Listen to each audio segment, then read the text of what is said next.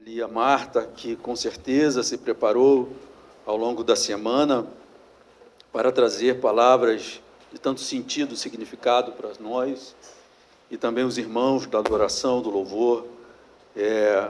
Então, isso é muito maravilhoso.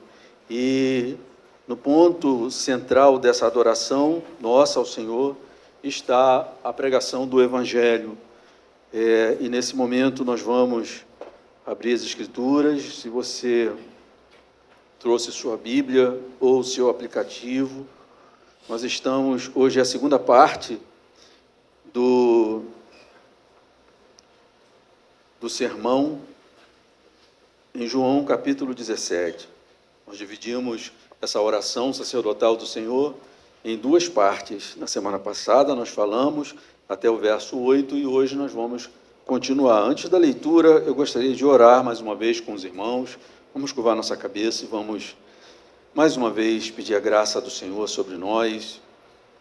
Pai amado e bendito, faz todo sentido para nós quando nos reunimos em um lugar exclusivo para adorar Teu nome, para Te servir com a nossa adoração, para Te servir com nossas orações, nosso louvor, para Te servir, ó Deus, enquanto somos muito abençoados por Tua graça, por Tua bondade.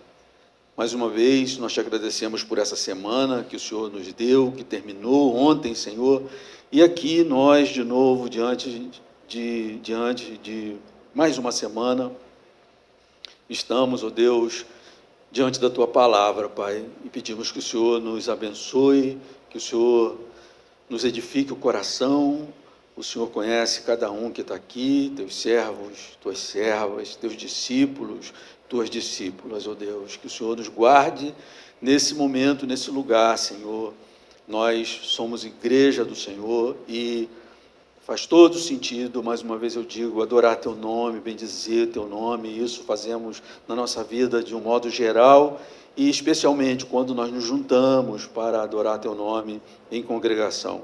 Que o Senhor nos guarde, que o Senhor fale ao nosso coração, que o Senhor tire de dentro de nós mesmos qualquer tipo de impossibilidade para ouvirmos a Tua voz, ó Deus. Em nome de Jesus, nos proteja aqui, proteja os nossos, nossa família, Senhor, nossa vida, nossa história, Pai, que tem sido tão abençoada por Tua palavra, pelo Evangelho da salvação. Bendito seja o Teu nome, então, para a glória do Teu nome. Nós agradecemos a Ti, Senhor, certos do perdão do nosso pecado, em Cristo Jesus, nosso Salvador. Amém. Nós vamos ler, queridos, no capítulo 17 de João, do Evangelho de João, a partir do verso 9. Diz assim a palavra de Deus: é por eles que eu peço, não peço pelo mundo, mas por aqueles que me deste, porque são teus. Todas as minhas coisas são tuas, e as tuas coisas são minhas, e neles eu sou glorificado. Já não estou no mundo, mas eles continuam no mundo, enquanto eu vou para junto de ti. Pai Santo, guarda-os em teu nome que me deste, para que eles sejam um, assim como nós somos um. Quando eu estava com eles, guardava-os no teu nome que me deste. Eu os protegi, e nenhum deles se perdeu, exceto o filho da perdição, para que se cumprisse a Escritura. Mas agora vou para junto de ti, e isto falo no mundo para que eles tenham a minha alegria completa em si mesmos. Eu lhes tenho dado a tua palavra, e o mundo os odiou, porque eles não são do mundo, como também eu não sou. Não peço que os tires do mundo, mas que os guardes do mal. Eles não são do mundo, como também eu não sou. Santifica-os na verdade. A tua palavra é a verdade. Assim como tu me enviaste ao mundo, também eu os enviei ao mundo. E a favor deles eu me santifico, para que eles também sejam santificados na verdade. Não peço somente por estes, mas também por aqueles que vierem a crer em mim, por meio da palavra que eles falam, a fim de que todos sejam um. E como tu, ó Pai, estás em mim e eu em ti, também eles estejam em nós, para que o mundo creia que tu me enviaste. Eu lhes transmiti a glória que me deste, para que sejam um, como nós somos. Eu neles e tu em mim, a fim de que sejam aperfeiçoados na unidade, para que o mundo conheça que tu me enviaste e os amaste, como também amaste a mim.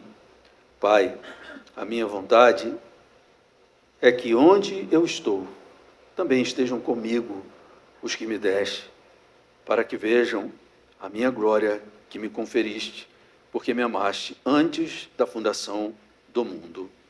Pai justo, o mundo não te conheceu, eu, porém, te conheci, e também estes conheceram que tu me enviaste. Eu lhes fiz conhecer o teu nome, e ainda o farei conhecer, a fim de que o amor com que me amaste esteja neles, e eu neles esteja. Até aí, amados.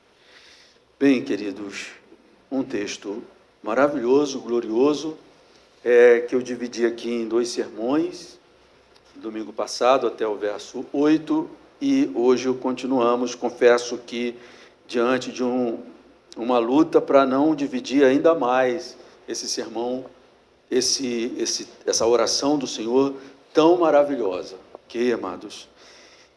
Gente, o meu compromisso pessoal com Deus e a minha vocação para pregar o Evangelho é realmente pregar e pastorear a Igreja de Deus com a sua palavra. Essa é a minha vocação, meu compromisso com Deus, meu compromisso pessoal, de pregar a partir da palavra de Deus, porque pode parecer estranho, né? Mas tem outro tipo de pregação? Tem, não vamos entrar nisso. Mas o meu compromisso é de pregar o Evangelho e pastorear o rebanho de Deus com a sua própria palavra. Então nós damos muita atenção. Nessa igreja aqui, há muito já está claro que a pregação do Evangelho, ou melhor, a palavra do Senhor, ela é central, né, na nossa adoração todos os domingos. Se você prestar atenção, as nossas músicas são escolhidas com teores teológicos, evangélicos. Nós não cantamos somente pela beleza da música, da canção. Nós cantamos com um significado, e esse significado tem que estar centrado, fundamentado na palavra de Deus. Então, a palavra de Deus, ela é central em nosso culto, em nossa adoração, e desde que o culto é aberto, nas nossas canções, nos momentos da liturgia, até o encerramento com a exposição puramente da palavra de Deus. E isso é maravilhoso, queridos, porque é nas Escrituras e pelo poder do Espírito Santo de Deus que nós mantemos o nosso coração com essa fé e com essa esperança gloriosa. Porque nós vivemos num mundo que o tempo todo está nos desafiando. Não é fácil permanecer no caminho, a não ser que nós estejamos fundamentados na palavra de Deus. Aí sim, é o poder de Deus operando em nós. Aliás, a definição do Evangelho, segundo Paulo lá em Romanos, o Evangelho é o poder de Deus para a salvação de todo aquele que nele crê. Ok?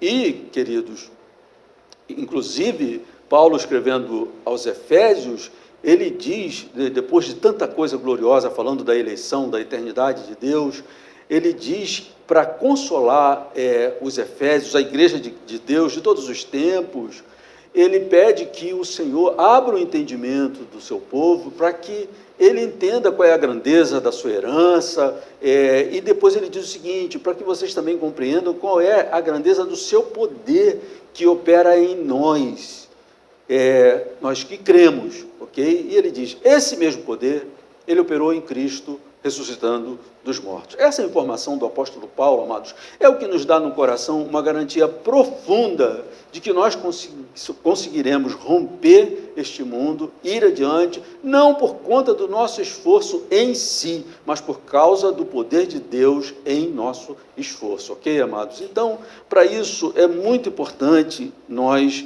estarmos sempre aqui diante das Escrituras. Volto a dizer, nosso culto, desde que ele é aberto com a Bíblia Sagrada na mão. Os irmãos se preparam, trazem aqui uma porção da Escritura Sagrada.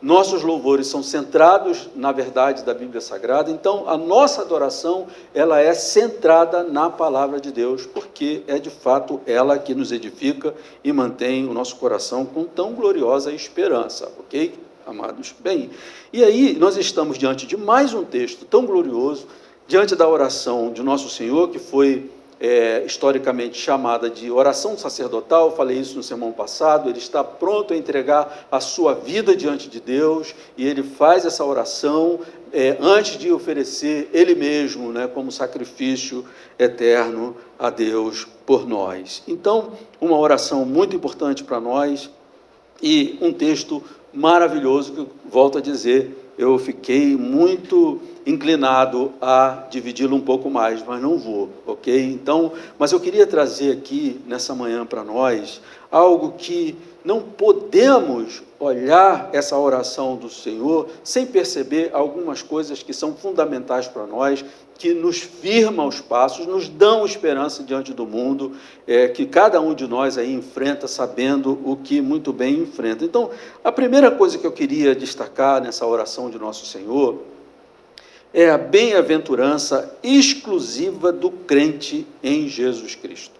Quando nós lemos essa parte da Escritura Sagrada, do Evangelho de João, essa oração do Senhor, salta aos nossos olhos a bem-aventurança exclusiva dos crentes em Jesus. Ele diz assim no verso 9: é por eles que eu peço, não peço pelo mundo, mas por aqueles que me deste, porque são teus. Essa oração, então, do nosso Senhor, ela chama a atenção para essa bem-aventurança de pertencer ao Senhor Jesus, o nosso Salvador. Então, é uma bem-aventurança exclusiva daqueles que creem em Deus. E essa verdade é muito importante para nós, amados, firmarmos em nosso coração, especialmente numa época em que precisamos nos prevenir de um cristianismo banalizado, sabe? E que perde o seu conteúdo, perde o seu valor, perde a sua glória. Então, nós temos que nos prevenir desse tipo de cristianismo banalizado, que circula muito, sempre circulou, desde que o homem foi criado, a palavra de Deus é perseguida, ok? Então, nós temos que prevenir muito o nosso coração quanto a isso, que nós estamos aqui diante de um texto que mostra para nós a bem-aventurança exclusiva dos crentes em Jesus Cristo. Verso 9, eu repito, é por eles que eu peço, não peço pelo mundo. Olha a exclusividade aqui, amados. É por eles que eu peço, não peço pelo mundo, mas por aqueles que me deste, porque são teus. Estou falando de exclusividade, tá, amados? De um modo geral, todo ser humano pertence a Deus, seu Criador, ok? O Salmo 24 diz de modo contundente: ao Senhor pertence a terra e a sua plenitude, ao Senhor pertence o mundo, ao Senhor pertence aqueles que habitam no mundo. Isso diz o Salmo 24, verso 1. Ou seja, de um modo geral, todo ser humano pertence a Deus. Salmo 24, como eu acabei aqui de citar. Então, queridos, o que significa dizer que todo ser vivente é abençoado pelo existir a partir de Deus, ok? E também sustentado nessa sua existência pelo próprio Criador, ou seja, de um modo geral, amados, de um modo geral. Por exemplo, Paulo, lá em Atos 17, 25, ele diz o seguinte: ele mesmo, o Criador, é quem a todos dá vida, respiração e tudo mais. Então, não tem um ser humano que não tenha sido criado por Deus e que não seja sustentado por Deus. Você quer saber Você quer coisa mais básica para a gente viver e existir do que a respiração? Só que não fica aí, ele dá a respiração e tudo mais. Ele dá vida, ou seja, o existir, respiração e tudo mais. E ainda, lá no verso 25 do mesmo capítulo, aliás, verso 28 do capítulo 17 de Atos, ele continua. Ele diz assim: pois nele vivemos, nos movemos e existimos. Ou seja, de um modo geral, todo ser humano é abençoado pelo existir de Deus e pelo sustentar dessa existência por Deus. E Deus é tão rico nessa bênção de distribuir seus favores, seus benefícios a todo ser, que o Salmo 104, de 13 a 15, diz o seguinte: do alto da tua morada, se dirigindo a Deus, do alto da tua morada, regas os montes, a terra farta-se do fruto das tuas obras. Fazes crescer a relva para os animais e as plantas que o ser humano cultiva, para que da terra tire o seu alimento, o vinho, que alegra o coração, e o azeite, que lhe dá brilho ao rosto, e pão, que lhe sustém as forças. Ou seja, falando aqui de coisas tão básicas, tão maravilhosas, mas que são distribuídas intencionalmente por Deus, ok? E é muito interessante que o Criador e sustentador de todas as coisas, em sua bondade, uma bondade assim, muito liberal, muito enorme, infinita, eterna, ele acaba sendo para nós um paradigma insuperável de amor. A que eu estou me referindo? Lá em Mateus 5, 43, o Senhor disse assim: vocês ouviram o que foi dito. Ele está aqui no Sermão da Montanha.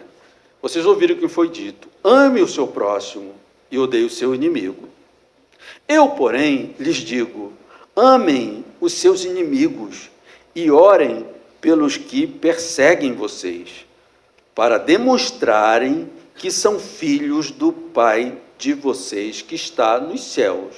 Se vocês são filhos, vocês vão amar como ele ama, inclusive os seus inimigos. Ele continua: por quê? Ele faz o seu sol nascer sobre maus e bons, e vir chuvas sobre justos e injustos. O que Jesus está falando aqui é que Deus, ele é sumamente bom, pois ele abençoa abundantemente a multidão de seres humanos, dentre os quais muitos são declaradamente inimigos de Deus. Ok, amados? É isso que Jesus está chamando a atenção aqui. A bondade de Deus é desse tamanho, é dessa natureza. A multidão de seres humanos, ela é abençoada por Deus em coisas básicas: sol, chuva, crescimento, condições de cultivar, de comer, e como Paulo está lembrando lá, ele dá a vida, a respiração e tudo mais. Nele nós vivemos, nós nos movemos, ou seja, amados, a multidão dos seres humanos, muito embora muitos dessa multidão são declaradamente inimigos de Deus, mas ele continua abençoando, ok, amados? Embora Deus abençoe a todos, no entanto, o Senhor Jesus, no capítulo 17 de João, não está orando por todos os seres humanos. Ele ora ao Pai por um grupo específico de seres humanos. Verso 9 de novo: é por eles que eu peço, não peço pelo mundo. Olha aqui, amados, há uma exclusividade aqui. É por eles que eu peço, não peço pelo mundo, mas por aqueles que me deste, porque são teus. Então, estar nesse grupo pelos quais o Senhor está orando é pertencer a um grupo de bem-aventurados, amados, conforme a gente vai ver aqui adiante. É por eles que eu peço. Quem são esses eles? Aqueles que me deste. Ele continua, ele diz: o Pai Celeste, ele tem essa prerrogativa de doar ao Filho. Presta atenção. Estou falando que o Senhor Jesus está orando por um grupo de bem-aventurados, um grupo exclusivo de bem-aventurados, de seres humanos bem-aventurados. É por eles que eu peço. Eu disse: quem são eles? Eles, aqueles que me deste. E o Pai Celeste tem essa prerrogativa de doar ao Filho quem quer que seja, porque lhes pertence, como diz o Salmo 24:1, que eu citei aqui. Ao Senhor pertence a terra e toda a sua plenitude, o mundo, e ao Senhor pertence também os que habitam nele. Então o Senhor tem essa prerrogativa de dar ao Filho quem quer que seja, de toda a humanidade. Queridos, o fundamento dessa bem-aventurança, então, é a eleição eterna, ok? Por aqueles que me deste, eu rogo, porque são teus, tá? E conforme João 17:6, da semana passada, ele diz: manifestei o teu nome àqueles que me deste do mundo. Eram teus, tu os deste a mim, e eles têm guardado a tua palavra. Então, queridos, tudo isso toca no glorioso tema da eleição divina. Embora essa seja uma doutrina muito desafiadora para a mente humana, inclusive para os crentes, muitas vezes, por causa da sua transcendência e por causa do mistério que tudo isso envolve, ok, amados? Mas, embora isso, eu gostaria de focar aqui, olhando para esse texto de João 17, eu gostaria de focar aqui em algo relevante no sentido prático, tá? Não vou discutir aqui a questão teológica da eleição. Eu quero olhar para algo relevante no sentido prático da nossa vida, tá? A coisa que deve ficar diante de nós, amados, em primeiro lugar, a primeira bênção da eleição é a eleição divina que garante a fé em Jesus Cristo, ok, amados? É a eleição divina que garante a nossa fé em Jesus Cristo. João 6,37 diz assim: todo aquele que o Pai me dá, esse virá a mim, e o que vem a mim, de modo nenhum o lançarei fora. Ainda no verso 44 ele diz: ninguém pode vir a mim. Olha a impossibilidade do ser humano vir a Cristo, crer em Cristo Jesus. Ninguém pode vir a mim se o Pai que me enviou não o trouxer. E no verso 65 do mesmo capítulo ele diz: por causa disso é que eu falei para vocês que ninguém poderá vir a mim se não lhe for concedido pelo Pai. Ou seja, é a eleição divina que garante a nossa fé em Jesus Cristo, o nosso voltarmos-nos para Jesus, a nossa conversão a Cristo Jesus. Queridos, nós jamais poderemos perscrutar os decretos de Deus na eternidade para de lá sabermos se somos eleitos para a salvação ou não. Isso é impossível ao ser humano, ok, amados? Mas se é impossível nós prescrutarmos a eternidade, nós podemos, acreditando naquele que nos escolheu desde a eternidade, ou escolheu desde a eternidade, então podemos perscrutar o presente. Se nós não podemos, como seres finitos, e perscrutar a eternidade para sondarmos se lá nós estamos no grupo dos eleitos por Deus para a salvação, para virmos a Cristo, que é o único Salvador no meio do mundo, nós podemos perscrutar o nosso presente. Olha o que Jesus diz nesse capítulo, nessa sua oração, no capítulo 17, verso 6. Manifestei o teu nome àqueles que me deste do mundo. Eram teus, como são todos os seres humanos, como diz o Salmo 24:1. Eram teus. Agora tem um detalhe: tu os deste a mim. Esses tu deste a mim. E eles têm guardado a tua palavra. Estou dizendo aqui que nós não podemos perscrutar a eternidade para sabermos quem de nós somos eleitos ou não, mas nós podemos perscrutar o presente. E o que Jesus está dizendo aqui é que a evidência da eleição na eternidade pode ser verificada no presente, naqueles que guardam a palavra de Deus, ok, amados? Esse é o ponto. Em vez de ficarmos nos debatendo, degladiando, não, esse negócio de eleição, isso é muito para a minha cabeça, isso é crueldade e tudo mais, uma briga sem fundamento, e aqueles que compreenderam pouco o texto, gostam muito de brigar, e aqueles que compreendem bastante o texto, às vezes só querem jogar a espada para derrubar o adversário no chão. É com isso que nós devemos nos preocupar? Claro que não, amados. Tem coisas mais profundas e interessantes. E o que eu estou dizendo aqui é o seguinte, que primeiro, o que garante a nossa fé em Jesus Cristo é a eleição eterna. Se o Pai não me der, não virá a mim. É impossível.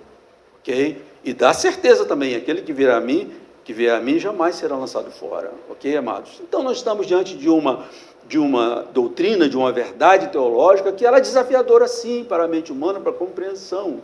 Agora, nós, em vez de ficarmos, amados, especulando, como diz Jó, por acaso você vai compreender a perfeição do Altíssimo, do Todo-Poderoso, como que ele arranjou essas coisas, ele é justo. Então não venha para cá dizer que a eleição é injustiça.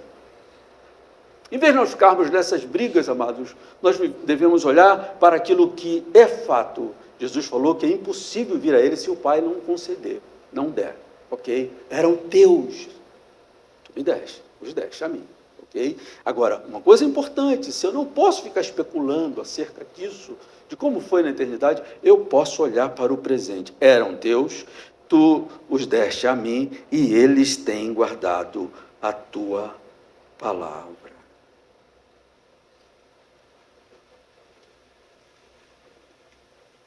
Essa deve ser a preocupação. Eu guardo a palavra de Deus. O que é guardar a palavra de Deus? Crer nela e obedecê-la. O mundo todo está indo para lá. Mas a palavra de Deus diz, é para cá. E você, mesmo às vezes, em alguns momentos, se sentindo solitário, vai ganhar o rumo que a palavra de Deus diz. Isso é guardar a palavra de Deus. As expectativas quanto ao futuro, que às vezes nós estamos no meio da moenda, mas a palavra de Deus fala de uma glória que nos aguarda. Se eu creio nisso, eu estou guardando a palavra de Deus. Mas o ponto aqui, amados, é que essa, segundo o que Cristo está dizendo aqui, é uma evidência daqueles que foram dados para Ele, que estão guardando a sua palavra. Queridos, seguindo na maravilhosa oração do Salvador em João 17, fica muito claro que essa bem-aventurança pertence aos crentes de Deus de todas as eras. Verso 20. É um verso maravilhoso para se ler em 2026, amados, depois de Cristo. Ele diz assim, não peço somente por esses que estavam ali, diante dos quais o Senhor estava orando, mas também peço por aqueles que vierem a crer em mim, por meio da palavra que eles falarem.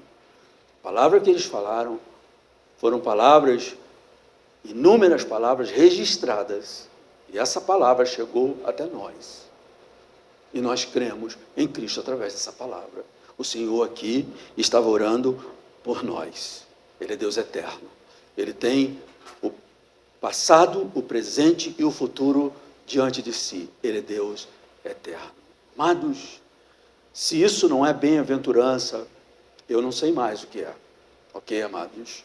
Porque está no grupo de pessoas pelas quais o Senhor está orando, é pertencer a um grupo bem-aventurado, um grupo exclusivo. E nós sabemos que existia uma dádiva divina. Uma dádiva divina. A vida celebrada no mundo. A morte chorada. O existir celebrado no mundo. Porque existir é uma dádiva divina. Mas o existir em Cristo é uma dádiva incomparável por causa de toda a glória que isso significa, de estar vivendo em Cristo Jesus, estar com Cristo Jesus, o que aqui exigiria uma série de pregações para falar da glória de pertencer a Cristo, e o tempo todo a Bíblia está falando disso, o tempo todo estamos refletindo sobre isso.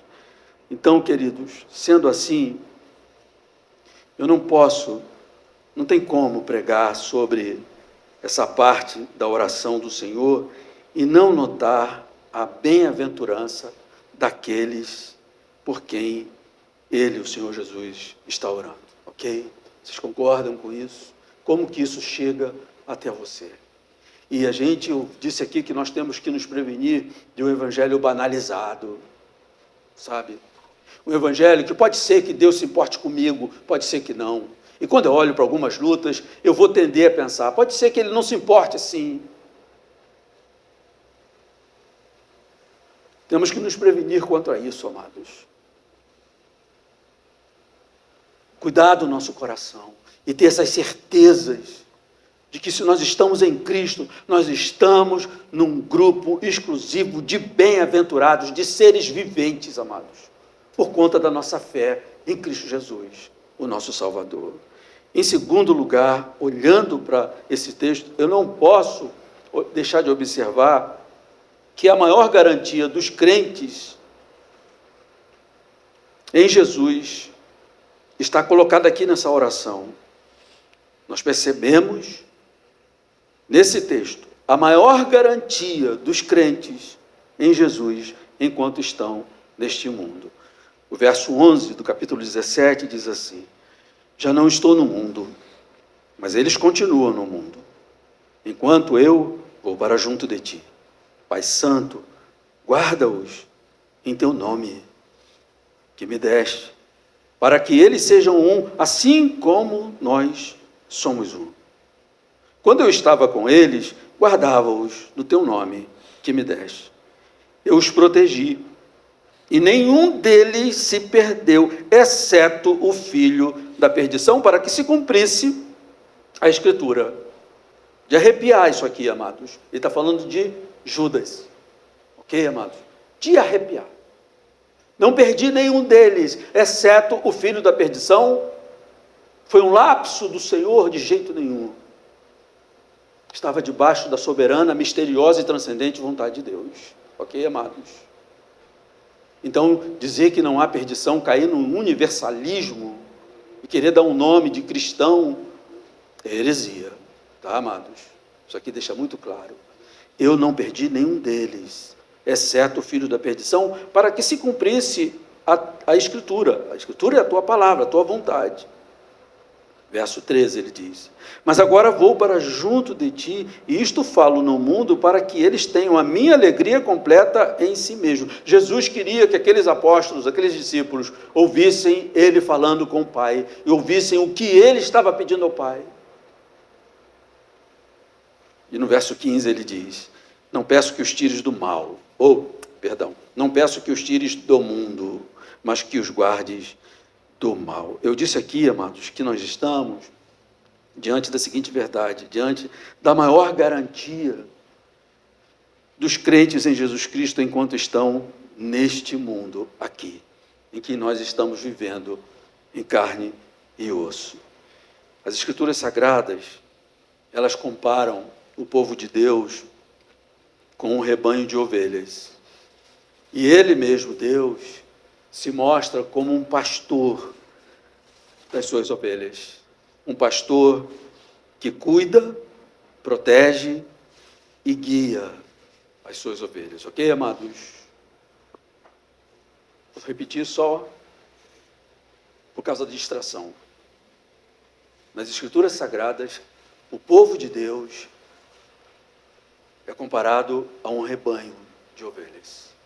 E Ele, o Pai Celeste, Deus, Ele se apresenta como um pastor que cuida, protege e guia as suas ovelhas. Salmo 100, verso 3 diz assim: saibam que o Senhor é Deus, foi Ele que nos fez e dele somos.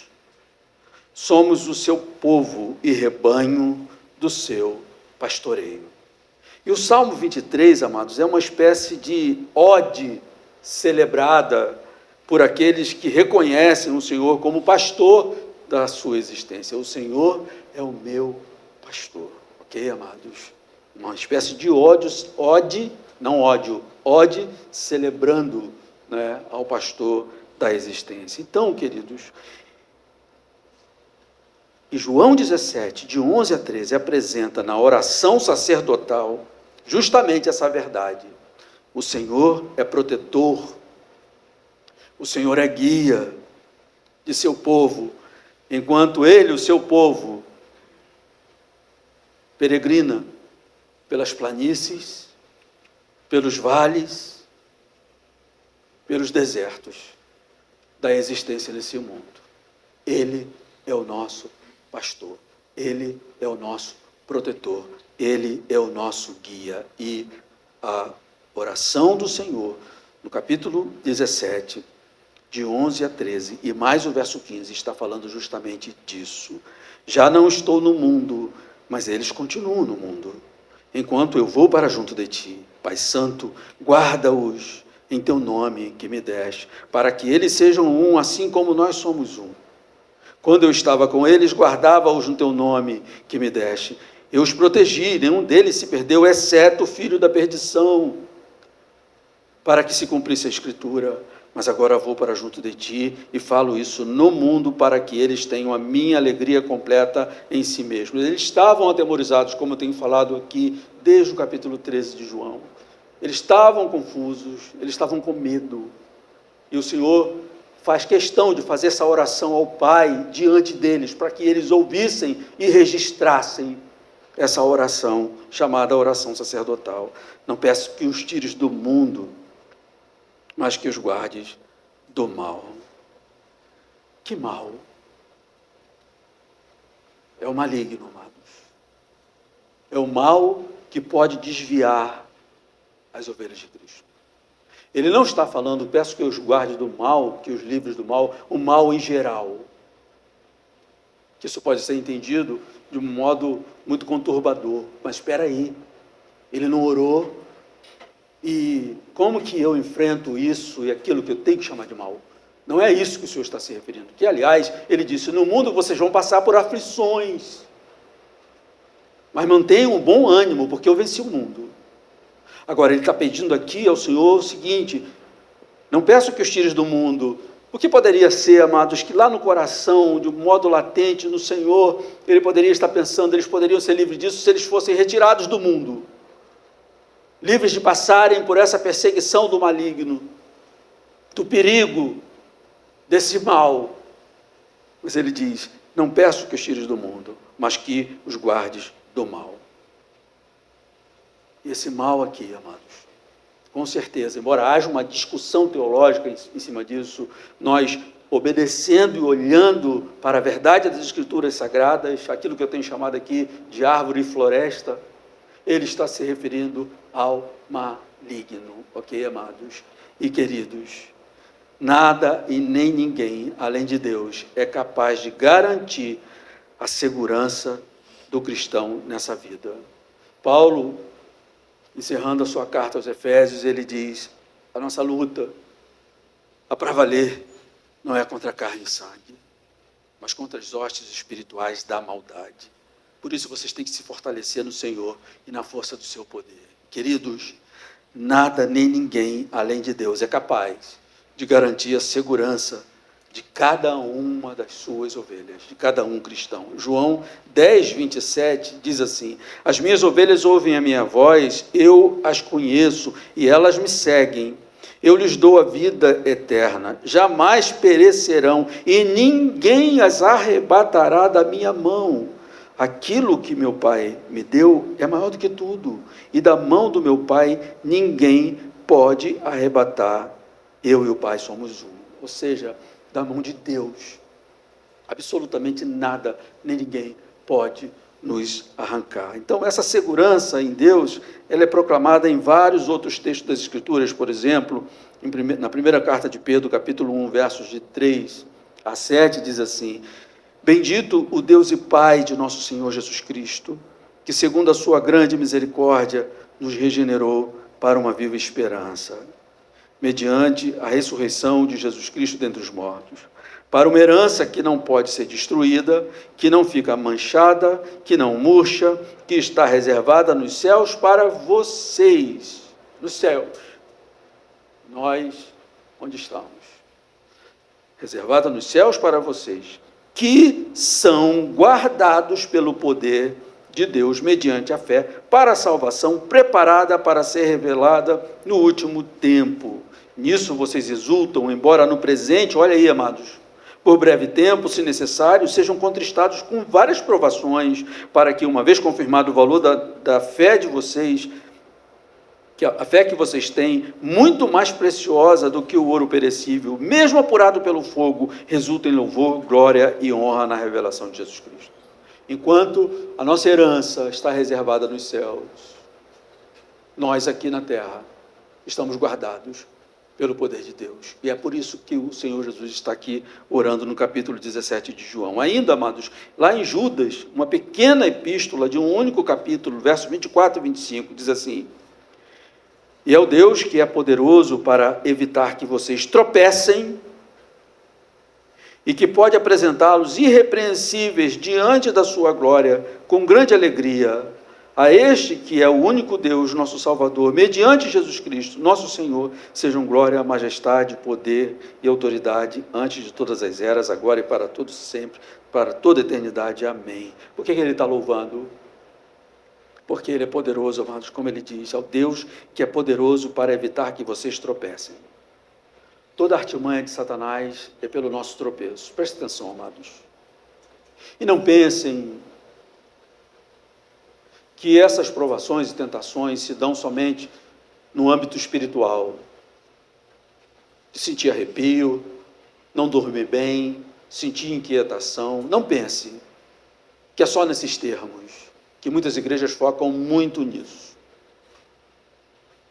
Mas toda demanda das trevas para que a gente tropeça, encontra como um terreno para trabalhar tudo que diz respeito à nossa vida.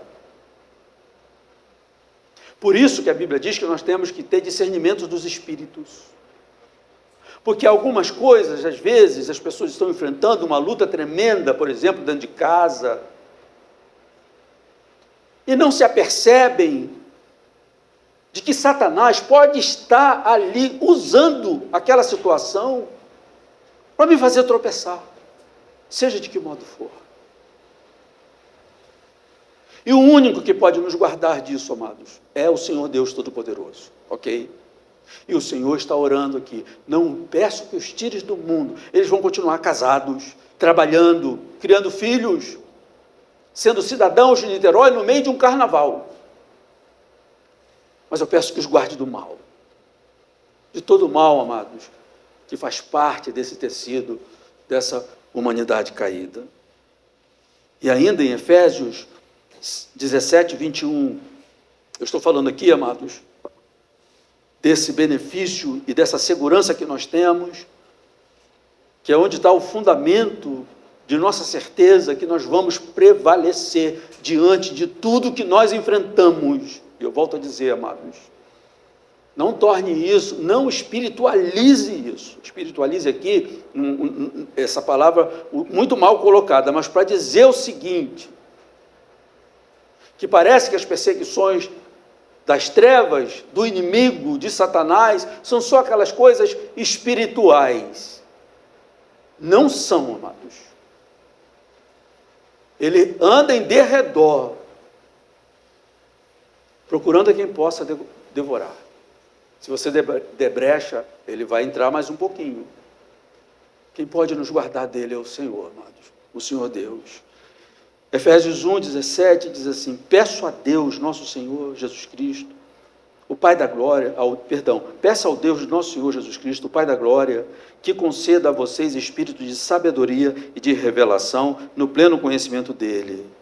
Peço que ele ilumine os olhos do coração de vocês, para que saibam qual é a esperança da vocação de vocês, qual a riqueza da glória da sua herança nos santos e qual a suprema grandeza do seu poder sobre nós, os que cremos, segundo a eficácia da força do seu poder.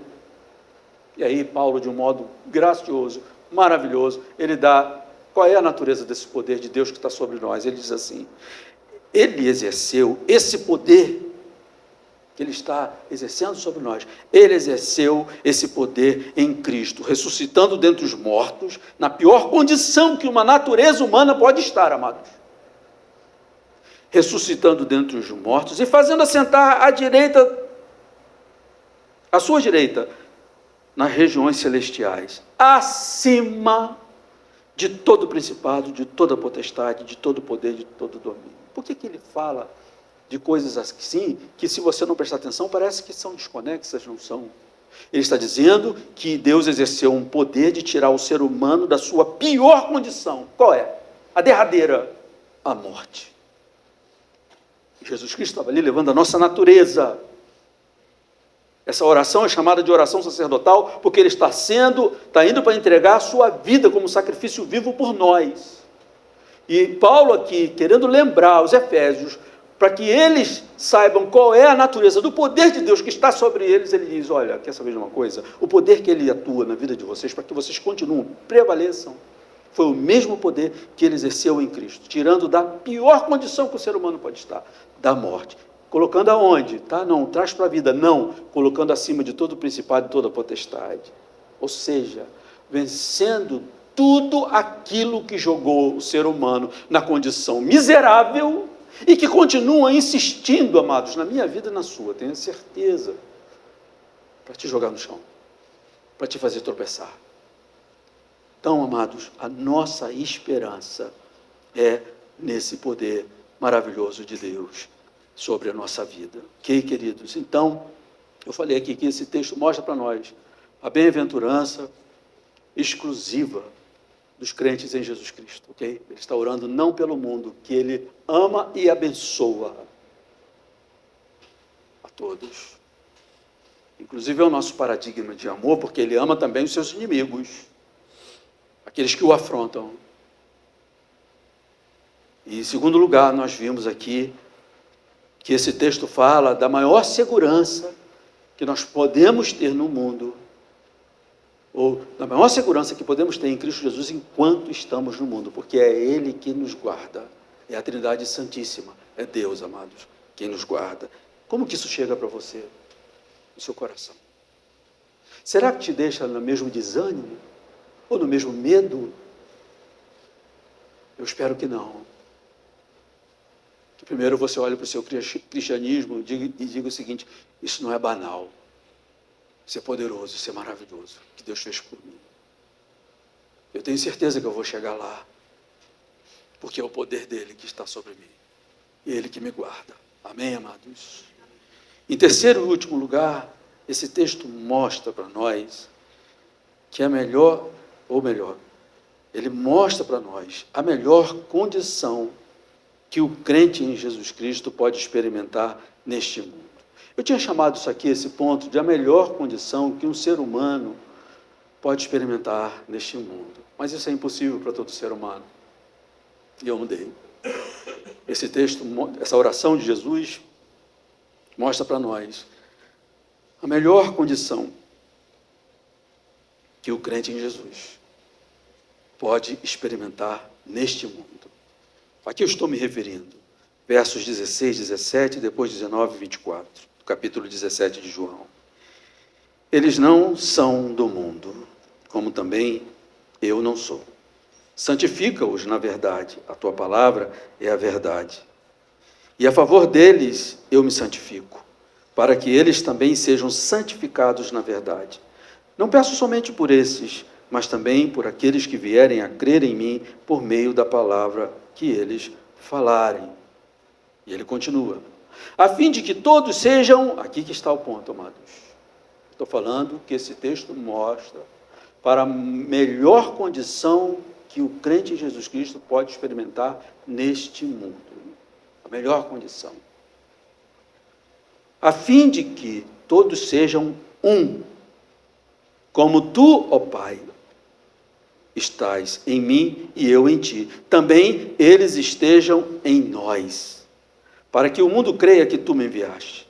Eu lhes transmiti a glória que me deste, para que sejam um como nós somos, eu neles e tu em mim, a fim de que sejam aperfeiçoados na unidade, para que o mundo conheça que tu me enviaste e me amaste, como também amaste a mim.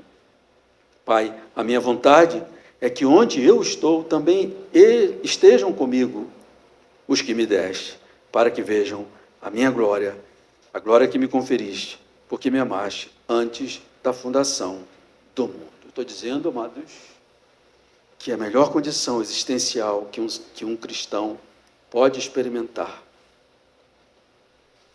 pode alcançar, é viver a verdadeira comunhão com o Senhor, com Deus. Não existe nenhuma condição, por melhor que ela seja.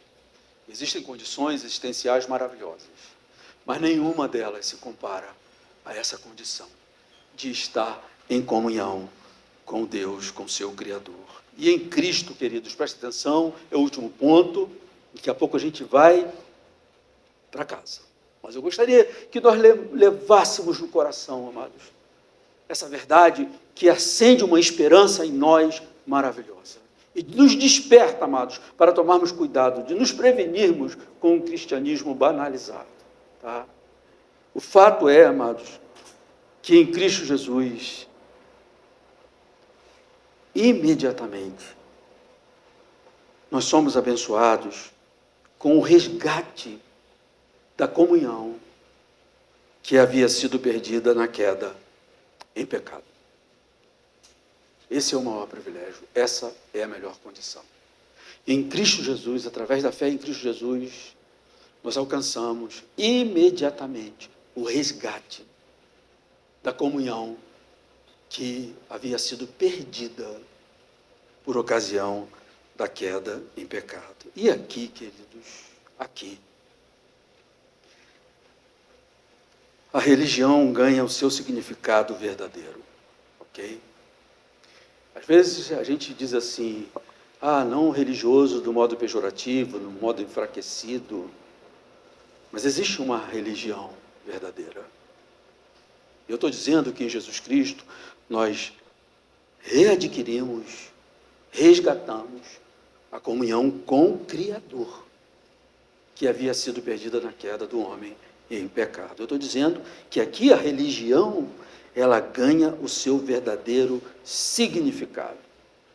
Religião, uma palavra de origem latina, religio, ou religere, ou relegere, se a gente pensar no latim, muito discutida, muita discussão em volta do que significa, tá, amados?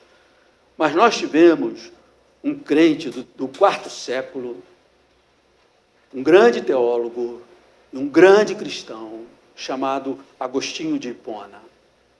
E ele, numa das suas obras, chamada A Verdadeira Espiritualidade, ou A Verdadeira Religião, ele diz o seguinte, abre aspas, tendamos a Deus e religuemos nossas almas a Ele somente, o que é, como dizem, o sentido original da palavra religião, fecha aspas. Vou repetir para você entender bem a preciosidade do que ele está falando. Tendamos a Deus e religuemos, olha que palavra aqui, religião, relegere, religio, e religuemos a nossa alma a Ele somente. E ele explica depois, quase com uma nota de rodapé. Esse é o sentido original da palavra religião. Ser religado a Deus. Estar de novo em comunhão. E Jesus está orando justamente por isso. Porque eu quero que eles sejam um conosco, como eu sou um em ti. Será que a gente teria hoje, nesses minutinhos aqui, pobres, tempo para descrever, amados, a grandeza disso?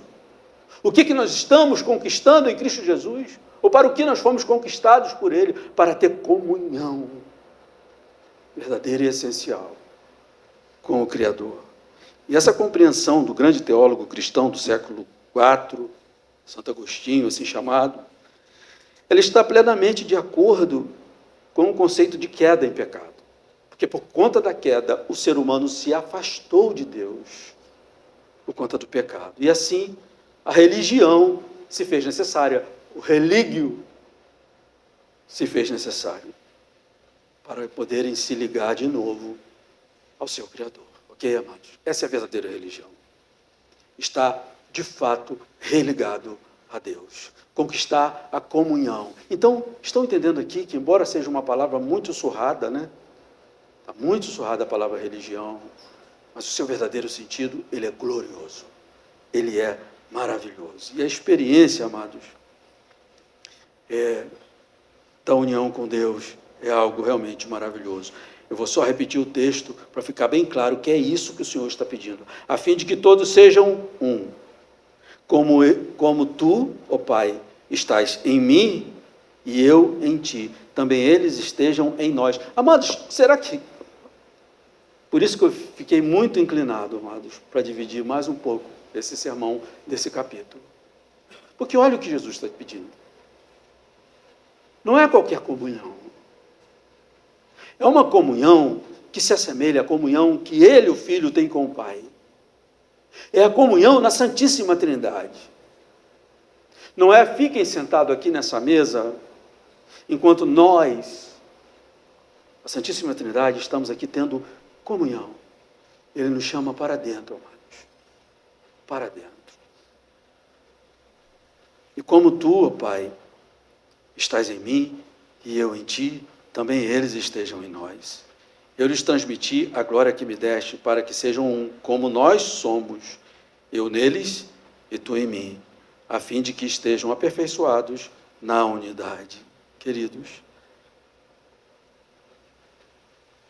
a experiência da união com Deus, através de Cristo Jesus, é uma experiência que coroa a condição existencial, com sentido e com significado.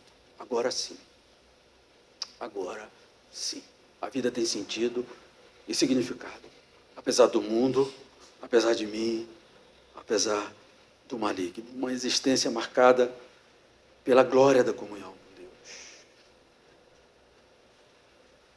A gente precisa pensar mais nisso. A gente precisa ter mais curiosidade, amados, e empenho para viver isso à vera. Olha o que Deus fez para que isso fosse resgatado. Olha para a cruz. E olha o resultado que tudo isso garantiu.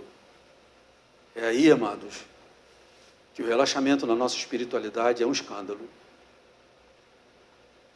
A nossa indiferença para conhecer essa verdade, conhecendo a Escritura Sagrada, é escandalosa. E a gente está muito encharcado e muito ocupado em dar conta da vida secular. Como se tudo se resumisse a isso aqui. Jesus falou que são os gentios que se empenham só por essas coisas. Nós não, amados. Nós não. Então, queridos, é uma experiência maravilhosa e a condição de possibilidade dessa comunhão é a santificação. Não é algo banal. Deus não é qualquer um. Esse amor todos que Ele mostra pelo justo e injusto não significa que Ele seja indiferente à sua santidade, por exemplo. Sua ira é uma reação santa contra o pecado. Então, o que significa dizer que a condição de possibilidade da comunhão é a santificação. Por isso, a cruz. Ele se fez santificação por nós. Ele é a nossa santificação. Começa por aí, irmãos. Mas não termina. Verso 16. Eles não são do mundo, como também eu não sou. O que significa isso, amados? Eles não são do mundo. Como assim?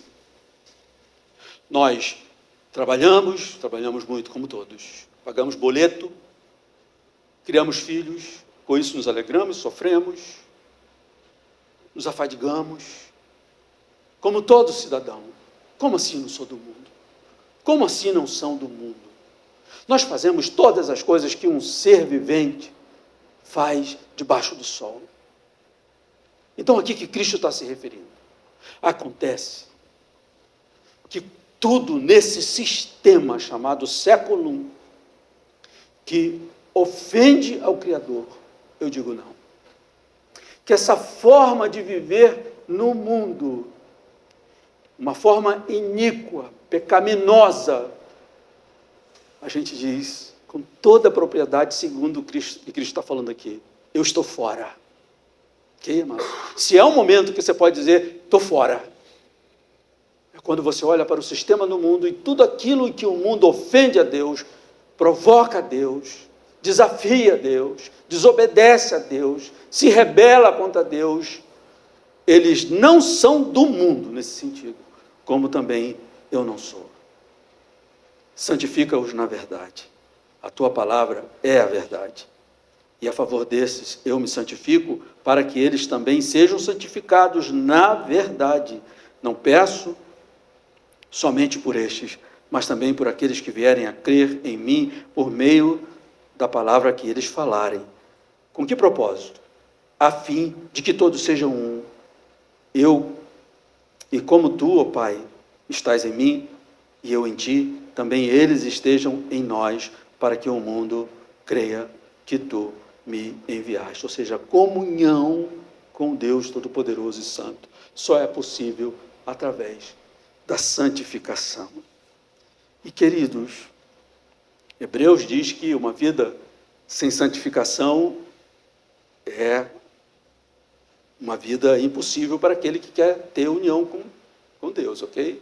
Lá em Hebreus 12, 14 diz assim: busquem a santificação, sem a qual ninguém verá o Senhor.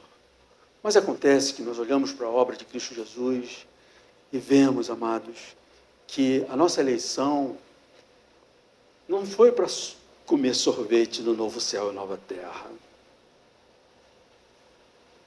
A nossa vocação foi primeiramente, não estou dizendo aqui que tem sorvete no novo céu e nova terra, tá, amados? A partir de hoje eu vou esperar, então, nada disso. Mas o primeiro propósito é para que nós sejamos irrepreensíveis diante dele, ok, amados? Que ele olhe para nós e tenha prazer em nós. Isso só é possível em Cristo Jesus, nosso Salvador, ok, amados? Só é possível. Todo ato nosso de crescimento na santificação é resultado da santificação de Cristo Jesus por nós, ok, amados? Busquem a santificação, sem a qual ninguém verá o Senhor. E aí, amados, eu queria concluir com o seguinte: o que é que nós temos aqui? Temos a santidade de Deus, temos Deus, e Deus jamais se separa da sua santidade. Quando Ele está amando você poderosamente, te ajudando, te socorrendo, Ele não está deixando de ser santo. Quando Ele tem misericórdia de você, como Ele teve misericórdia de Pedro, que o negou, mas Ele vai lá e restitui Pedro. Ele não abandona a sua santidade, amados. Então, por mais íntima que seja a nossa comunhão com Ele, nós estamos próximos de um Deus santo, ok, amados? E aí, amados, eu queria colocar aqui para vocês 2 eventos registrados nas Sagradas Escrituras que mostram a reação de 2 homens em face da realidade de viverem diante de Deus, diante de 2 desafios. Um é tendo comunhão direta e verdadeira com Deus. E o outro desafio é que essa comunhão é com um Deus de santidade. Ok, amados? Então eu queria trazer, para concluir nessa manhã, 2 eventos registrados que nos ensinam muito nas Sagradas Escrituras, que mostram a reação de 2 homens diante desse impasse. De ter comunhão com Deus, só tem como ter comunhão com Deus verdadeiro com a sua santidade, porque Deus é santo, santo, santo. Ok, amados?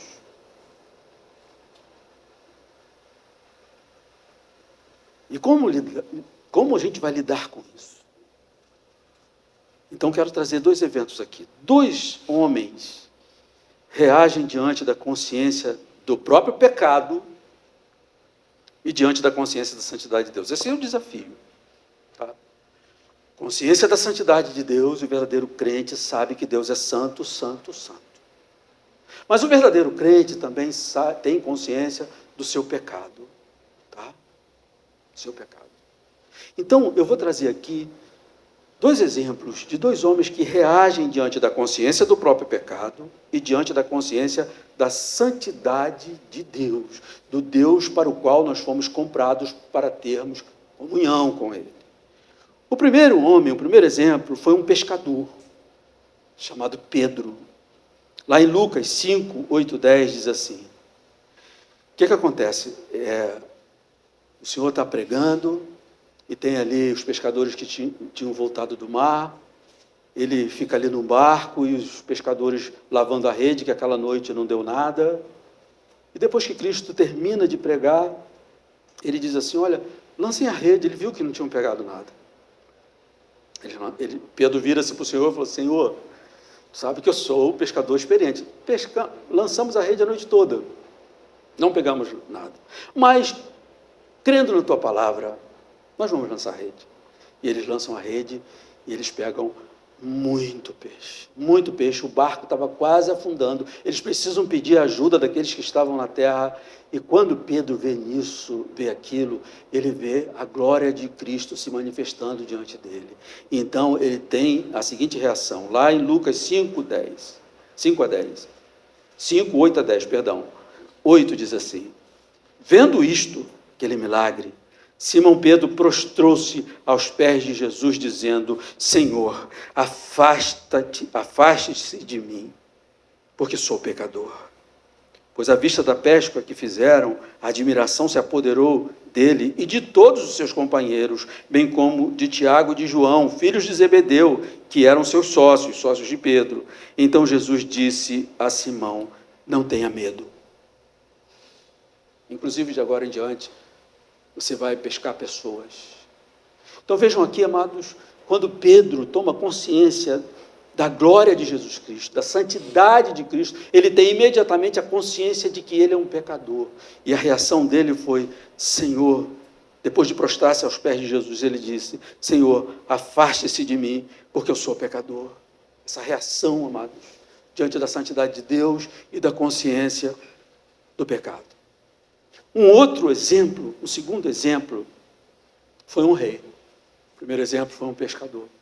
O segundo exemplo foi um rei, Davi, que quando experimentou não só o seu pecado, mas a queda por causa do pecado, ele lá no Salmo 51, ele vai dizer assim, não me lances fora da tua presença. O que Pedro diz? Afaste-se de mim, leva a tua presença embora. Por que, Pedro? Porque eu sou pecador. Olha o que Davi está falando, depois de experimentar o seu pecado e a sua queda. Não me lances fora da tua presença, nem me retires o teu Santo Espírito. O que isso nos ensina, amados? E aqui eu concluo. A santidade de Deus deve imprimir em nós a consciência de temor e de necessidade. Eu gostaria que você guardasse isso. Não é para banalizar a santidade de Deus. E o Evangelho está sofrendo muito por isso. E o mundo também. Não é para banalizar. Mas também não é para se desesperar da vida. Porque se nós formos olhar para a condição de quem nós somos, nós vamos nos desesperar. Com consciência, amados, tá? Que tem gente que se engana acerca de si mesmo. Mas quando usa a palavra ter consciência, tanto da santidade de Deus, quanto do próprio pecado, é ter uma consciência verdadeira, tanto de Deus quanto do seu pecado. Então eu estou dizendo aqui, amados, que a santidade de Deus deve imprimir em nós a consciência de temor e a consciência de necessidade. Por isso eu trouxe esses dois exemplos. A consciência de temor está em Pedro, dizendo, afaste-te de mim, porque eu sou pecador. Tu és santo, és Deus, és glorioso. Mas essa consciência também, e o Senhor respondeu a ele, não tenha medo. Essa consciência da santidade de Deus deve produzir em nós, imprimir em nós, a consciência de temor, mas também a consciência de necessidade. Mesmo tendo consciência de que tinha caído, ele disse, não retire de mim o teu Espírito Santo, porque eu necessito de ti. Aí está o lugar do cristão. Somente Cristo pode nos dizer, não temas, não tenha medo, fique do meu lado. Fique em mim. Limpe-se dessa mancha. Como? Meu sangue. que foi vertido por você. Por isso, queridos, e por tantas outras coisas, que essa oração do Senhor em João 17 ganha tanto significado para nós. Que a gente mantenha essa postura dentro de nós. Diante da santidade de Deus, a consciência do próprio pecado. Mas também que guardemos a consciência da necessidade que temos dele. Porque se não tivermos a consciência do pecado, nós podemos banalizar a sua santidade. E se não tivermos consciência do quanto necessitamos, nós nos desesperamos. E ele nos chama para ficar perto. Não tenha medo. Não tenha medo. Amém, amados? Nessa oração nós vimos a bem-aventurança exclusiva dos crentes em Cristo Jesus. Nessa oração nós vimos onde está a garantia da nossa segurança enquanto estamos no mundo. E nessa oração também nós vimos, amados, qual é a melhor condição que um ser humano, especialmente o crente, pode experimentar nessa vida: comunhão com Deus. Por isso que nós estamos aqui todos os domingos, para adorá-lo. Por isso que as nossas orações não saem da nossa vida. Por isso que as nossas lágrimas às vezes correm em nossas orações, nosso arrependimento de estar lá de novo. Se confessarmos os nossos pecados, ele é fiel para nos purificar, para nos perdoar os pecados e nos purificar de toda injustiça. Porque somente purificados nós podemos tomar o nome de Cristo nos nossos lábios, o nome de Deus, e dizer: sou ovelha dele, sou filho dele. Amém? É muito curioso terminarmos hoje aqui o último culto antes do carnaval. E saímos daqui para olhar um mundo que está vivendo na contramão de tudo isso, amados. Na contramão. A gente sabe que se não tiver controle da rede social, da televisão, ou das ruas dos nossos bairros, às vezes, a gente vai ver o que não quer, não é? O que não quer. E qual o problema? É a ofensa ao Deus Todo-Poderoso. Agora nós somos chamados para viver essa vida unidos a Ele. Unidos a Ele, pelo sangue de Jesus. Amém, amados? Que o Senhor nos abençoe durante esse tempo. No dia 22 nós estaremos aqui. Logo mais estaremos aqui mais uma vez com a última imersão teológica de fevereiro, ok? Vamos ficar de pé e vamos orar ao Senhor nesse momento, agradecer a Ele por sua palavra. Pai bendito, Pai amado, é por isso que nós, antes de abrirmos a Tua palavra e expormos a Tua palavra, nós pedimos a Tua graça, a Tua unção, a Tua bênção. Porque sabemos que a nossa mente é uma avenida de mão dupla, muito movimentada. E se nós não tivermos a Tua graça, não vamos ter ouvidos para ouvir a Tua voz. E a Tua palavra diz: quem tem ouvidos, ouça o que o Espírito diz à igreja. E nessa manhã, ó Deus, com a Tua palavra, nós ouvimos que a nossa fé em Cristo nos coloca num grupo exclusivo de bem-aventurados seres humanos. Louvado seja o Teu nome. É graça, porque é sem merecimento. É amor e misericórdia.